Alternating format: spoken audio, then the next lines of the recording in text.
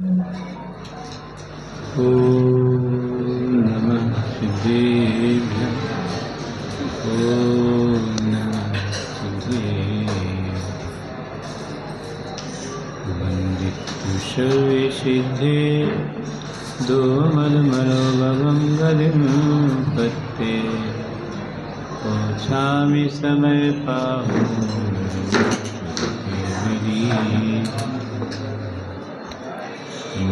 इन्द्रियालं त्रिवर्णैर्मदरविषद्वाक्कालं अन्तातीरगुणाणं नमो भगवते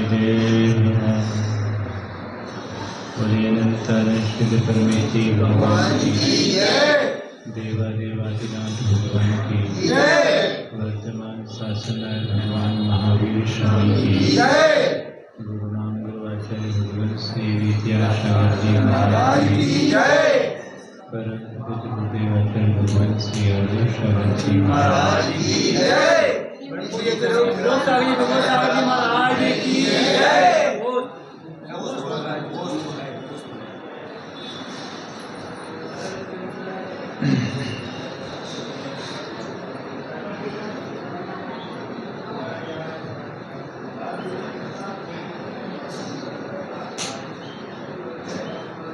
पापों की ओर संसारी प्राणी की प्रवृत्ति सहज देखी जाती है।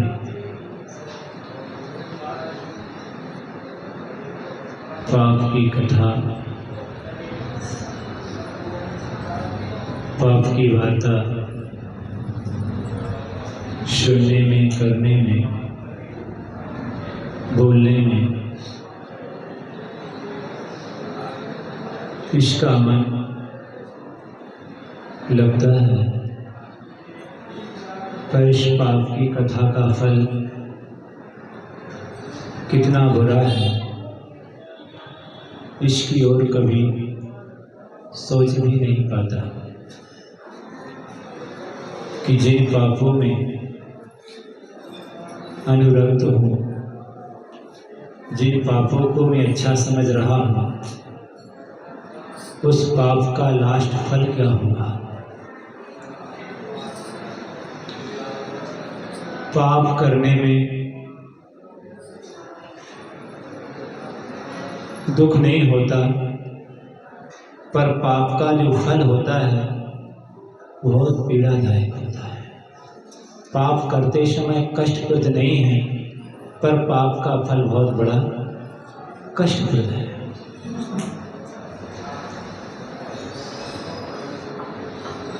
क्योंकि उसको करने वाले जितने भी इतिहास उठा के देखोगे, बहुत बड़ा कष्टमय जीवन रहा। जिसने भी उस पाप का सेवन किया, उन सबका जीवन एक बार हमें अच्छी तरह से देख लेना चाहिए और देख करके उससे हमें बहुत बड़ी शिक्षा मिलती है कि पाप छोटे लोगों से तो हुआ, पर यदि धोखे से बड़े लोगों से भी हो गया है तो पुण्य उदय जिनके तिनके भी नाही सदा।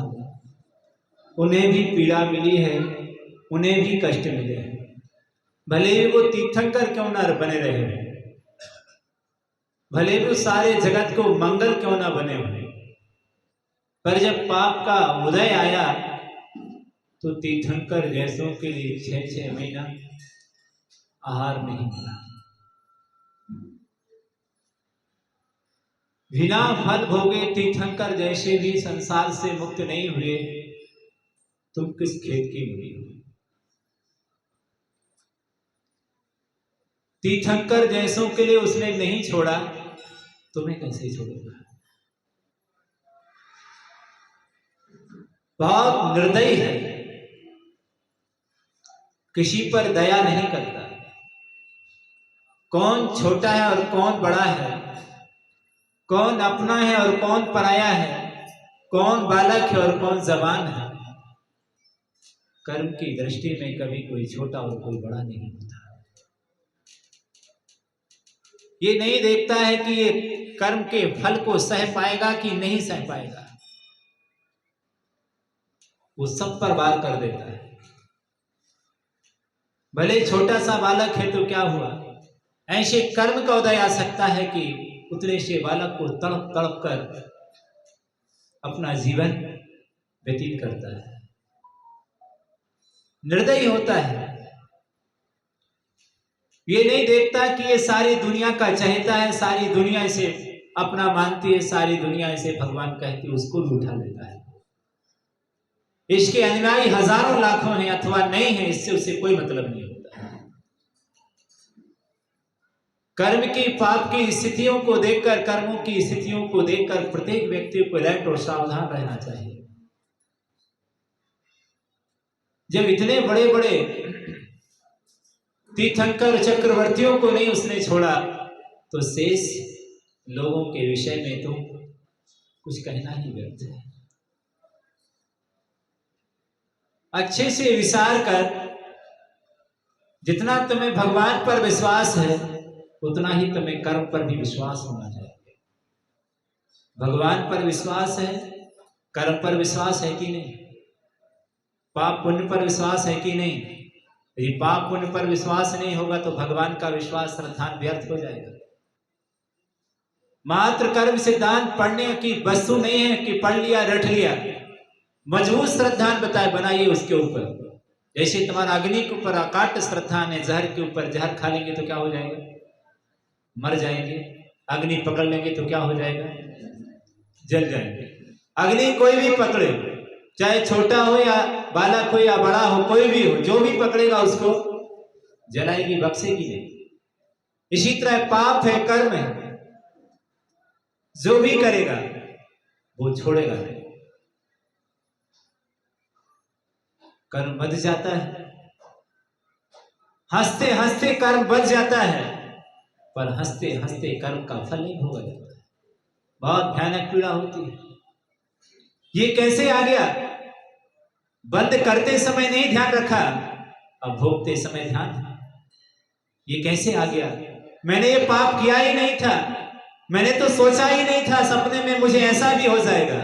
सोचा क्यों नहीं था तुम्हें, ये तुम्हारी भूल थी ना कि कर्म की भूल थी। तुम्हें सोचना चाहिए था कि कर्म के उदय में ऐसी ऐसी स्थितियां भी आ जाती हैं, राजा भी रंक हो जाते हैं और रंक भी राजा हो जाते हैं, इतिहास बदल जाता है। कर्म के उदय में सुखी व्यक्ति भी दुखी हो जाता है और दुखी भी सुखी हो जाता है, रोगी भी निरोगी हो जाता है, निरोगी भी रोगी हो जाता है।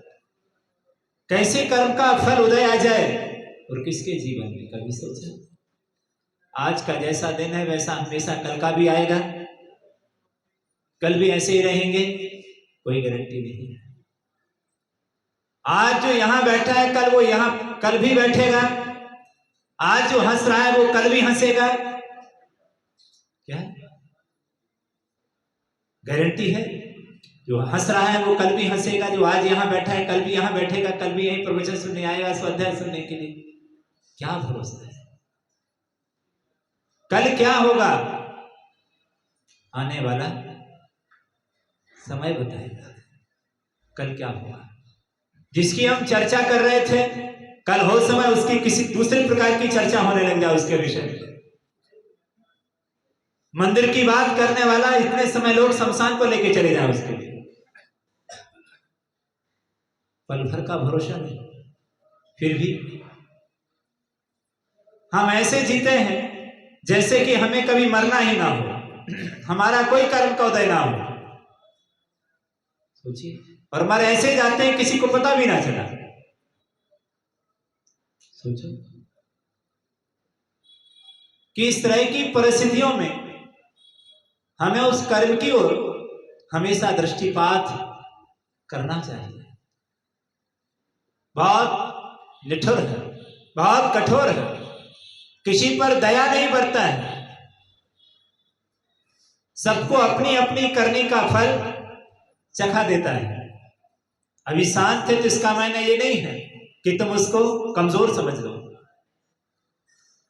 अनुकूलता मिलने पर हम कर्म को कुछ नहीं समझते हैं, वो कुछ है ही नहीं है, ये सब व्यर्थ की बातें हैं।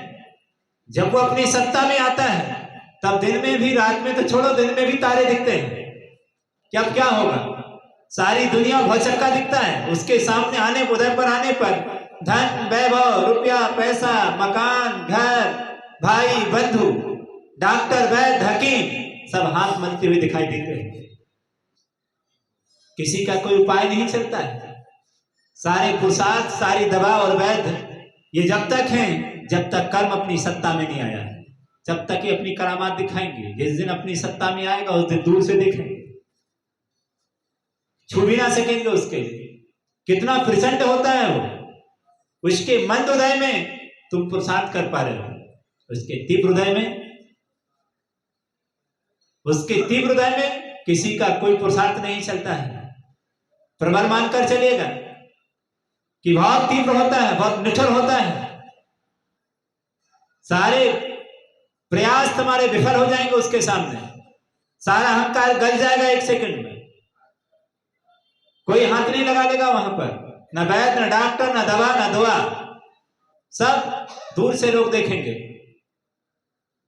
उसके लिए ध्यान कि कर्म बहुत प्रबल है। उस कर्म जो प्रबल है उससे डरो कि जिसके आने पर संसार की कोई सी शक्ति नहीं है, यहां तक कि तीर्थंकर भी तुम्हें बचा नहीं सकते, भगवान भी नहीं बचा सकते, तुम्हारा गुरु भी नहीं बचा सकता। इतना निठुर होता है।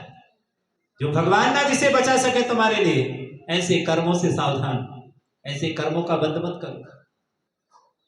क्या कि भगवान भी ना बचा सके। चिल्लाता रहा राजा शरणे कि मुझे नरकों में ना जाना पड़े भगवान, लेकिन दुखों को ना भोगना पड़े। अंतोगत्वा क्या हुआ? कहां जाना पड़ा? भगवान ने भी नहीं बचा सके उसके लिए। इतना तीव्र कर्म उदय में आ गया। फिर सोचो तुम्हारा क्या होगा। हम बेचैनी में कर्मों का बंद कर रहे हैं, व्यर्थ में कर्मों का बंद किए जा रहे हैं। आने डर ही नहीं है उससे। क्या होगा? कुछ नहीं होगा। जिस दिन आएगा उस दिन पता चलेगा क्या होगा। ये हमने कैसे कर लिया? बेहोशी में तो बंद कर लिया है, पर बेहोशी में चुका नहीं पाओगे उसका बिल। होश में आके चुकाओगे तड़प तड़प करके। बेहोशी में तो बंद कर लिया तुमने, लेकिन बेहोशी में कर्म का फल भोग जाओगे। इस भूल में मत रहना कि आपको पता ही ना चलेगा और कर्म क्या हो जाएगा, अपना फल दे करके चला जाएगा। ये हो नहीं सकता। जिस दिन उदय में आएगा, एक एक सेकंड, एक एक घंटे में कटाएगा वो आपसे कि अब भोग तो हमारी सजा। तो पहले से ही हम ऐसे कर्मों का बंद क्यों करें? हम पहले से ही लट रहे हैं। बंद करने में सावधान रहिए तो उसका उदय भी सावधानी से आएगा, क्योंकि तुमने उसका बंद क्या किया है? सावधानी से किया है। जब सावधानी से कर्म बंद होगा तो उसके उदय में असावधानी नहीं होगी। आ रहा है उसको भोगिए होशी के साथ, होश में आकर के। बेहोशी में मत भोगिए उसके लिए। यदि बेहोशी में भोगोगे तो और धरती निकाले जैसे कर्मों का बंद और होगा। इसीलिए जो आ रहा है, पहली बात बंद नहीं करिए, और बंद हो गया है और यदि वो फल देने के लिए तैयार हो गया है तो फिर सावधान रहिए। आने दो उसके लिए। वो वार करेगा तुम्हारे ऊपर, जोर शोर से आएगा उदय पर क्या करें? अब एक ही चीज है उससे लड़ने का, एक ही समाधान है कि वो प्रतिकार करे, वो क्रिया करे, उसकी प्रतिक्रिया नहीं करना। यदि तुमने उसकी प्रतिक्रिया करना शुरू कर दी, वो कर्म उदय में आया और हर्ष विशाल बनाना शुरू कर दिया, चिल्लाना शुरू कर दिया, तो वो कर्म नया तुमसे फिर से क्या होगा? नई सरकार बन जाएगी उसकी। फिर से नया कर्म बन गया। एक तो छूटा नहीं था और दूसरे में क्या हो गया? भले बेहोशी में बन गया है, लेकिन होश में आकर भोग लो उसके लिए कि नहीं अब बेहोशी नहीं में भोगेंगे, अब तो होश में भोगेंगे कि नहीं, सावधानी पूर्वक। जो हो गया सो हो गया, अब नहीं होना चाहिए। उसी कर्म को जो आया मित्र मत देखिए, उसके लिए उपकारी समझकर उस कर्म को भोगने का प्रयास कीजिए। हाहाकार मत मचाइए। हाहाकार मचाएंगे तो और कर्म फिर से बनेंगे। इसलिए ऋषि मुनियों के उस सूत्र को अपनाइए कि दोनों में, सुख दुख में, कांच कनक में, वन भुवन में नहीं खेद नहीं ममता हो। दोनों में साम्य भाव हो कि अब मुझे क्या करना है, भोगना ही है, तैयार रहिए। यदि हम तैयार नहीं रहोगे तो क्या हो जाओ, क्या भोगोगे नहीं? भोगना तो पड़ेगा ही, चाहे हंसकर भोगो अथवा रोकर भोगो, क्योंकि कर्म बहुत ईमानदार है। कर्म क्या है? बहुत ईमानदार है। वो कहता है जिसने किया मैं उसी पर अटैक करता हूं, बाजू वाले पर अटैक नहीं करेगा। वो जो करता है उसी पर अटैक करता है, वो बाजू वाले पर कभी अटैक नहीं करता है कि ये नहीं मिला तो उसको पकड़ ले। वो नहीं, वो उस पर ही अटैक करता है जिसने कार्य किया है, दूसरे पर कभी अटैक नहीं करता। वो बहुत ईमानदार है। जो करेगा उसी को बनेगा, उसी के साथ चलेगा। वो कहीं भी जाए दुनिया में वो उसके साथ साथ जाएगा, उसी को फल देगा। वो दूसरे को फल नहीं देगा। यदि दूसरे को फल देने लग जाए तो स्वयं किए जो कर्म सवासो फल निश्चय ही वे देते, करे आप फल दे अन्य तो स्वयं किए निष्फल होते। यदि स्वयं करें और फल किसी दूसरे को मिलने लग जाए तो फिर क्या होगा? तो कर्म का करना ही व्यर्थ हो जाए। एक साधना कर रहा है, एक मुनि बना है, मोक्ष किसी दूसरे को हो गया। क्या? एक ने पाप किया, नरक कोई और चला गया। ऐसा नहीं। कर्म फल उसी को देता है, भले उसे याद रहे या ना रहे कि हमने कैसे किया था, क्या किया था, कैसा उदय में आ गया, पर कभी ना कभी तो किया होगा, तब तो उदय में पड़ा है। और उदय में पड़ा है तो आएगा, एक एक चीज का हिसाब लेगा आपसे। अच्छे दिनों में आपने होश नहीं रखा, होटल में गए थे, बहुत बढ़िया बढ़िया तुम्हें दिख गया, वहां पर बहुत अच्छा माल पानी रखा था, याद ही नहीं रखा कि जो हम खा रहे हैं इसका बिल हमें लगेगा, तो मंगाते गए और खाते गए, और बाद में जब बिल आया तो क्या हो गए? क्या? अरे खाने से पहले सोच तो लेते हैं, उससे मांगते वो तुम्हें देता गया दौड़ दौड़ करके। क्या?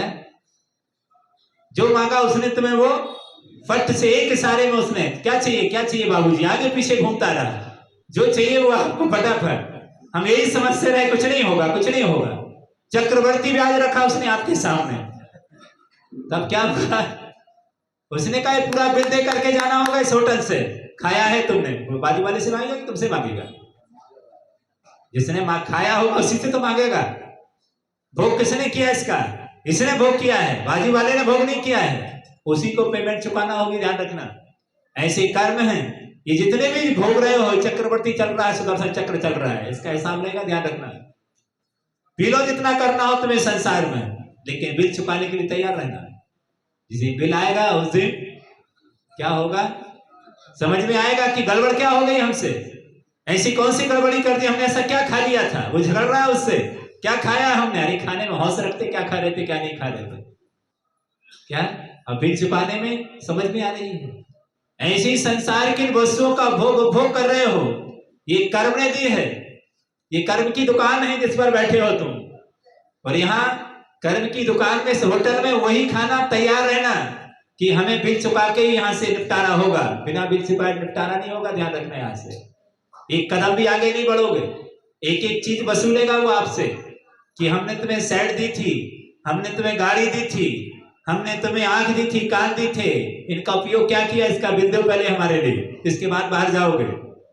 इसका उपयोग तुमने क्या किया, पहनने के लिए वस्त्र दिए थे, उनका उपयोग क्या किया, इन सब का हिसाब अच्छे से आपसे लेगा। यदि इसका मिसयूज हो गया तो बहुत गड़बड़ हो जाएगा हमारे द्वारा, और ऐसा कर्म का फल देगा आपके लिए कि अनेक जन्मों तक हम वो बिल चुकाते रहेंगे, पीढ़ी दर पीढ़ी, फिर जन्म फिर मरण, वही बिल चुका रहे हो, अभी तक बिल ही नहीं पूरा हो पा रहा है, नया बिल फिर बना ले रहे हो।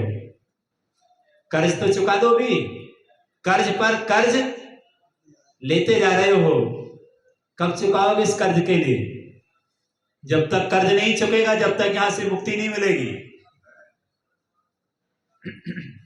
तो वे कह रहे हैं कि ऐसे कर्म बंधन को क्यों कर रहे हो?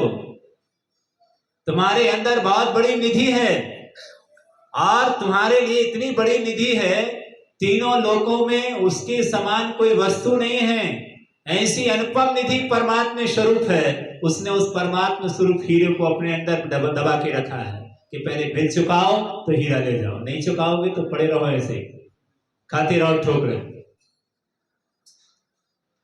तो हमारे लिए सतर्क होने की जरूरत है कि हम ऐसे कर्मों का बंध कर रहे हैं जो प्रतिदिन प्रति क्षण आपके लिए परेशान कर रहे हैं और कर्मों के दंड सुबह शाम खा रहे हैं। सुबह शाम डंडा ठोक रहे हैं। वो क्या करें, कहां जाएं, किसके पास जाएं? कभी कमर में दर्द, कभी सिर में दर्द, कभी सीने में दर्द, कभी पसली में दर्द, कभी घुटने में दर्द। और कितने दर्द मिलेंगे? अभी तो टेलर है, अभी तो फिल्म शुरू हुई नहीं है। सोचिए कि ऐसे कर्मों से हमारे लिए हम कैसे मुक्त हों भगवान। उसके लिए उस कर्म की व्यवस्था को, कर्म बंधन से बचने के लिए प्रतिक्षण उस पर, सिद्धांत पर, विश्वास को श्रद्धा कि कर्म का बंध नहीं होनी चाहिए। और यदि कर्म होगा भी भगवान तो बेहोशी में बंद नहीं करूंगा, मैं होश में आकर बंद करूंगा ताकि उस कर्म को बोल सकूं, उस कर्म से मुक्त हो सकूं। ऐसे कर्मों का मैं बंद नहीं करूंगा जिससे संसार मुझे दुख उठाना पड़े। ऐसी आसानी बहुत बड़ी जीवन को मुसीबत बन सकती है। जरा थोड़ी सी देर की असावधानी ऐसे का बंद करा सकती है जो जन्मों तक हमारे लिए का कारण बन सकती है। होगी उनके द्वारा असावधानी, और असावधानी में ऐसे का बंद हो गया कि ऐसा के लिए वो अंधे हो गए। आंख नहीं मिली, कान नहीं मिले, पैर नहीं मिले, हाथ नहीं मिले। कि हाथ क्यों नहीं मिले? क्या वो अभिषेक करना नहीं जानते हैं, चाहते नहीं हैं? क्या वो चलना नहीं चाहते हैं? क्या वो देखना नहीं चाहते हैं? क्या वो सुनना नहीं चाहते हैं? क्या वो विचारना नहीं चाहते हैं? सब कुछ चाहते हैं, लेकिन कर्म ने, एक व्यक्ति के कारण उस कर्म ने वो चीज क्या कर दी, उसको हो सकता है हाथों का उपयोग नहीं होगा तो हाथ नहीं दिए, हो सकता है आंखों का सहयोग अच्छा उपयोग नहीं किया होगा तो आंख नहीं दी, कान का उपयोग नहीं किया होगा, कान नहीं दिए। पूछो उससे जिसके पास कान नहीं हो, हाथ नहीं हो, पैर नहीं हो, इसका क्या है? तुम्हारी नजर का कोई मूल्य नहीं होगा। स्वास्थ्य का क्या मूल्य है उससे पूछो जिसका स्वास्थ्य खराब हो चुका है। भूख का क्या मूल्य है उससे पूछो जिसको हमेशा के लिए भूख लगना बंद हो गई है।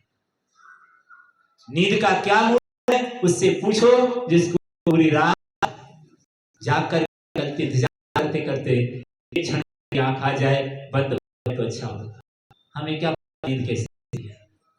तो समझते कि नींद तो क्या है, स्वास्थ्य क्या है। समझा व्यक्ति जो स्वस्थ है, इससे बीमार पड़ जाओगे वो कहेगा अरे तो चलता है। जिस दिन बीमार पड़ जाओगे उस दिन पता चलेगा कि स्वास्थ्य स्वास्थ्य कितनी बड़ी बेशकीमती है जिंदगी की, जो हमारे जीवन से चली गई है। अब उम्मीद नहीं है कि जीवन में लौट कर डॉक्टर खड़े कर दिए क्या आई एम सॉरी, अब तुम्हें हम दे नहीं सकते वारों।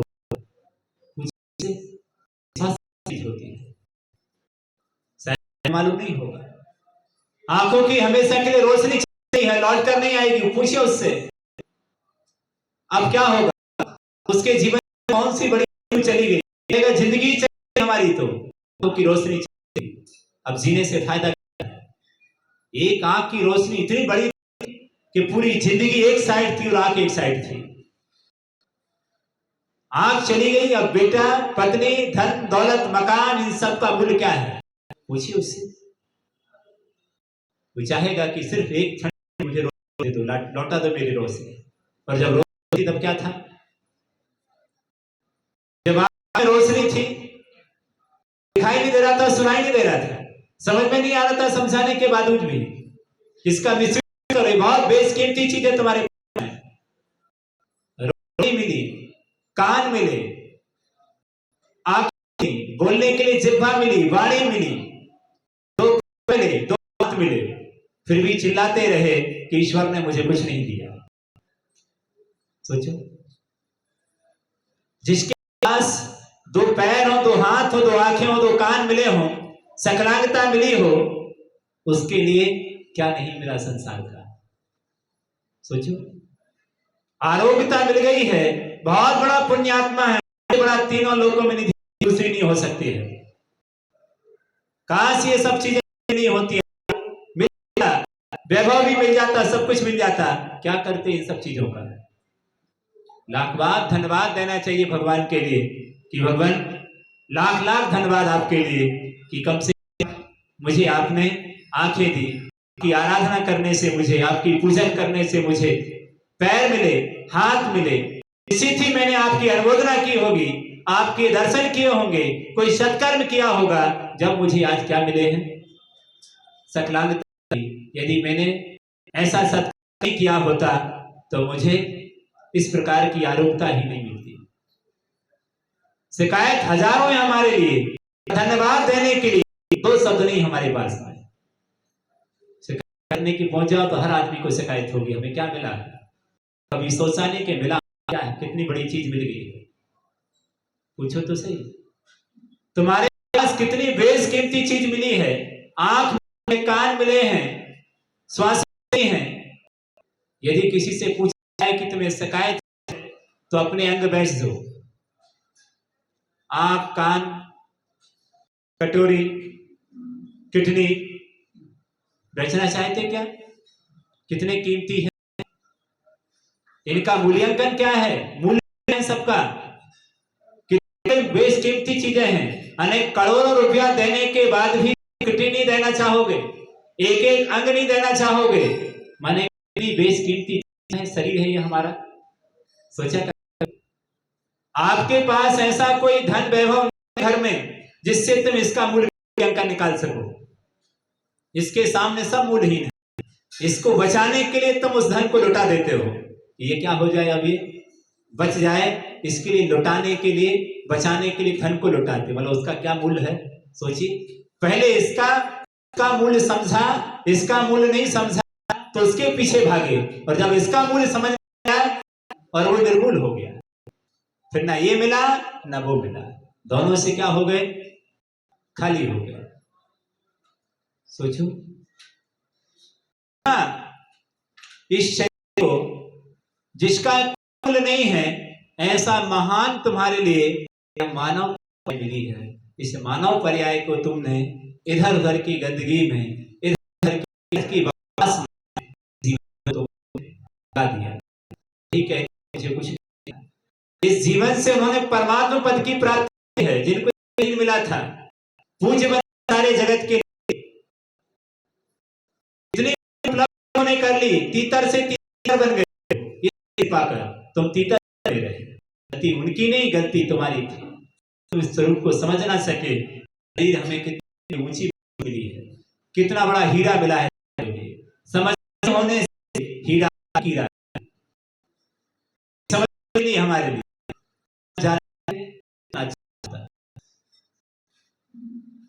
कर्म की परिस्थितियों में यह स्थिति हमेशा बनी रही इस जीव की, इस कर्म से बचने का प्रयास नहीं किया, कर्मबंध से, कर्म की स्थिति नहीं रहा, में थोड़ा बहुत कर्म ने अपना फल दे दिया तो क्या हुआ, नाचने लगा, कितना सारा उसने के रखा, भर देता है कुत्ते तरह रोटी रखे, एक ग्रास उसको फेंक देता है तो उतने में नाचता है, उछलने लग जाता है, भौंकने लग जाता है।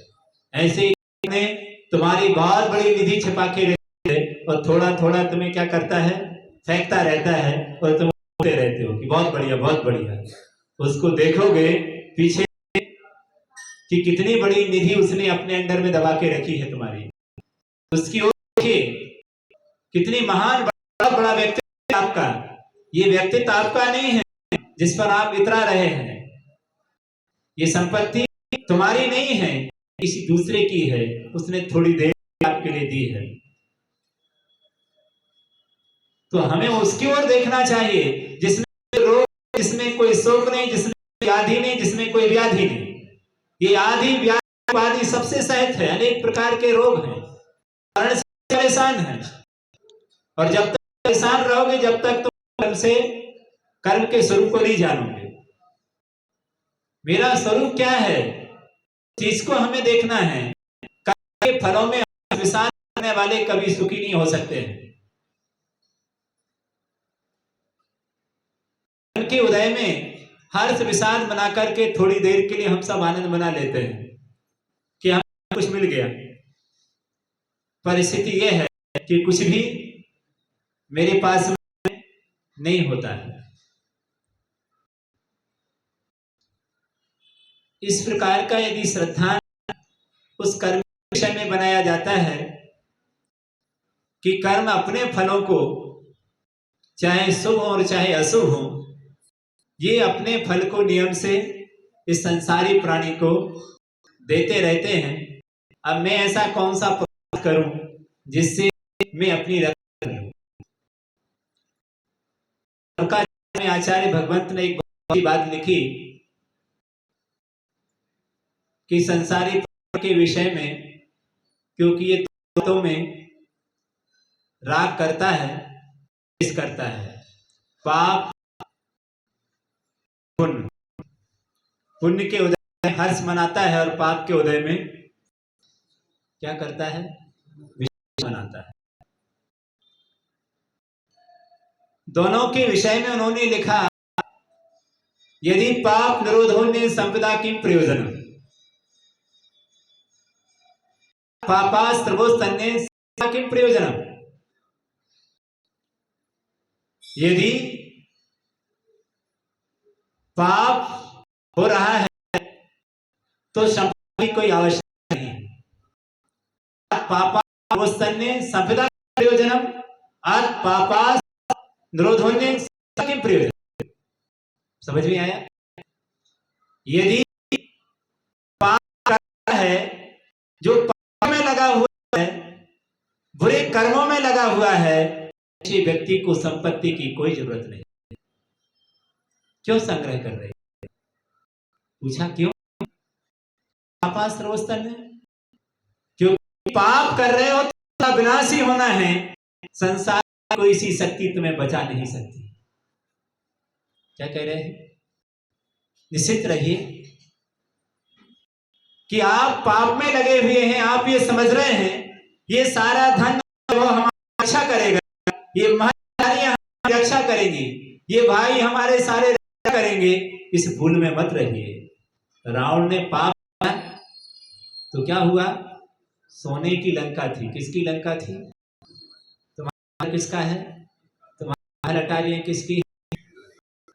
क्या? ईंट चूने का, गिट्टी सीमेंट का है। सोने की लंका थी। और कितने बेटा थे? 1,00,000 सवा लाख थी। 1,00,000 बेटा थे और सवा लाख थे। 18,000 रानियां थी। और श्रीलंका कोई मनुष्य नहीं, श्रीलंका की रक्षा करने वाला था। कौन करता था? एक आवाज में मनुष्य तो छोड़ो, देवताओं के सिंहासन हिलते थे, वहां से आ जाते थे। इसकी रक्षा करने के लिए देवता दस्तक देते थे वहां पर आकर। इतने सारे एक से बड़े बड़े चरणों में नतमस्तक होते थे, एक इशारे पर नाचते थे। 3 खंड का अधिपति सामान्य व्यक्ति नहीं था। फिर भी इतना सारा होने के बावजूद भी यदि पाप सर्वोच्च संपदा की प्रयोजन, यदि पाप जारी है तो संसार में संपत्ति की कोई आवश्यकता नहीं। कितने संकट होंगे, विनाश बनेगी। वही सत्ता, वही वैभव तुम्हारे प्राण लेगा। तो कहा कि रावण इतना सारा वैभव संकट क्या था, लेकिन क्या कर लिया?